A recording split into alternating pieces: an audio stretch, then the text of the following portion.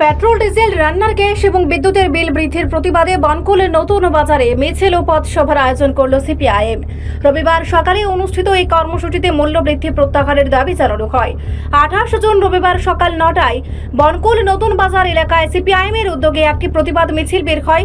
মিছিলটি এলাকার বিভিন্ন রাস্তা পরিক্রমা করে পুনরায় বনকুল নতুন বাজারে এসে শেষ হয়। এরপর অনুষ্ঠিত হয় এক পথসভা।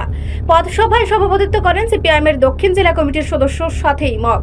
সভায় বক্তব্য রাখেন দলের দক্ষিণ জেলা সম্পাদক মণ্ডলীর সদস্য প্রভাত চৌধুরী। বক্তারা অভিযোগ করেন, পেট্রোল ডিজেল রান্নার গ্যাস ও বিদ্যুতের বিলের মূল্য বৃদ্ধির ফলে সাধারণ মানুষের জীবনযাত্রার ব্যয় ক্রমশ বেড়ে চলেছে।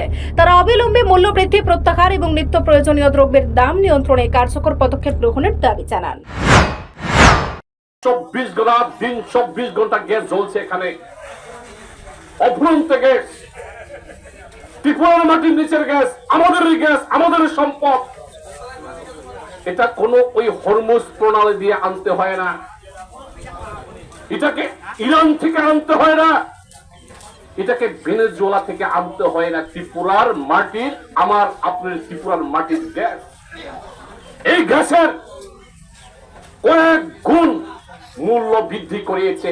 এটাকে আমদানি করতে হয় না, মাসুল করতে হয় না, ইরান থেকে আনতে হয় না। তাহলে কিসের ভিত্তিতে, কেন এই গ্যাসের মূল্য বৃদ্ধি আমরা বিজেপি সরকার, ডক্টর মানিক সার সরকার কাছে প্রশ্ন রাখতে চাই। রিপোর্ট সংবাদ প্রতীক্ষা।